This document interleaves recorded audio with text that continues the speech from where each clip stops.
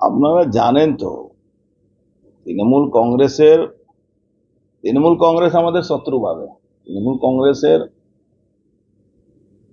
যা ক্ষতি করছি আমরা করছি, তার জন্যে কখনো আমার নোটিশ, কখনো আমার ফ্যামিলি লোকের উপরে নোটিশ, কখনো ছেলের উপরে, এখন আমার জামাইয়ের উপরেও নোটিশ পাঠিয়েছে, সিআইডি কে দিয়ে পাঠিয়েছে।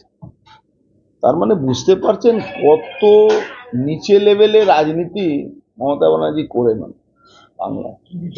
শত্রু, দেখুন বিষয়টা কি আছে, আমরা নাকি চোর, আমরা চুরি করেছি, এইভাবে উনি সব জায়গায় নোটিশ করেন।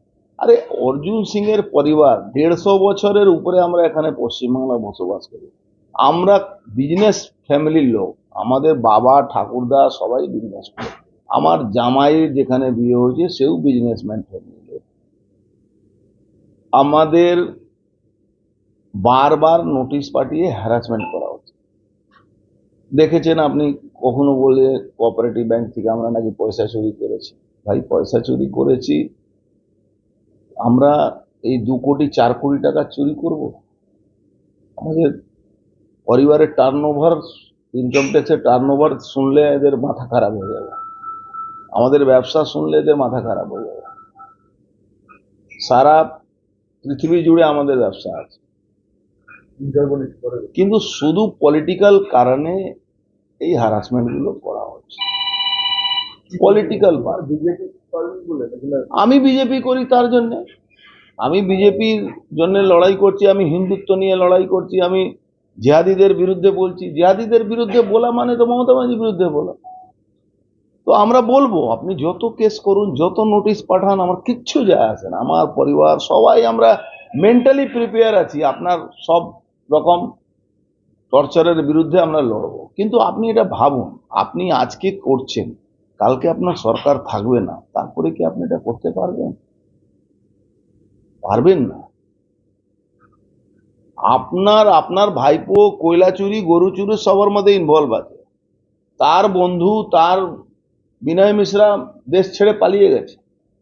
আপনাদের কি ব্যবসা ছিল আমরা সবাই বাংলায় মানুষ জানে। আপনার বাড়ির লোকরা আমেরিকা ট্রিটমেন্ট করাতে যাচ্ছে, লন্ডনে পড়তে যাচ্ছে। 10 বছর আগে কি আপনাদের পরিস্থিতি ছিল কি আপনারা যেতেন?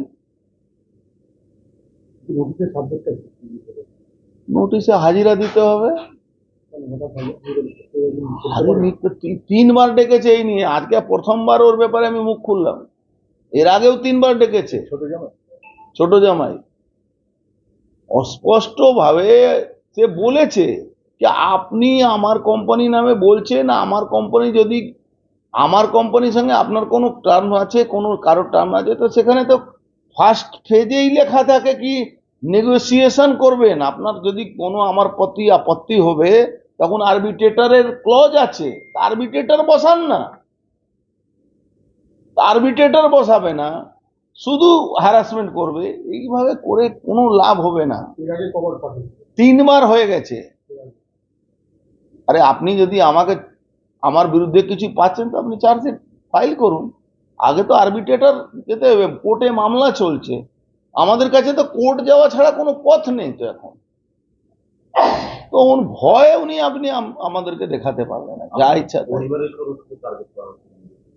পরিবারের সদস্যকে এই জন্য টার্গেট করা হচ্ছে যাতে আমি ভয় পাই।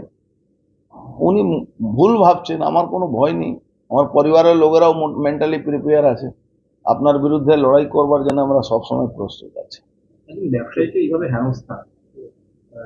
সারা বাংলায় তৃণমূলের বিরুদ্ধে যদি একটা সাধারণ লোক বিরুদ্ধে কোনো ফেসবুকে কিছু লিখে দিচ্ছে, আর যেটা জেনুইন সেটাই লিখে দিচ্ছে, সঙ্গে সঙ্গে পুলিশ তার বাড়িতে পৌঁছে যাচ্ছে, বলে এটা ডিলিট করো, নাহলে তোমার নামে কেস করো। এটাই তো হচ্ছে, রিপোর্টারদেরও তো হচ্ছে। সন্ময় ব্যানার্জিকে ধরে পিটিয়েছে, শফিকুলকে ধরে মেরেছে, বড় বড় চ্যানেলে বড় বড় অ্যাঙ্কারদেরকে নামে কত কত মামলা আছে, আপনি দেখেছেন। এইভাবে কারো মুখ বন্ধ করে উনি ক্ষমতায় থাকবেন, এটা তো হবে না। 26-এ উনাকে যেতে হবে।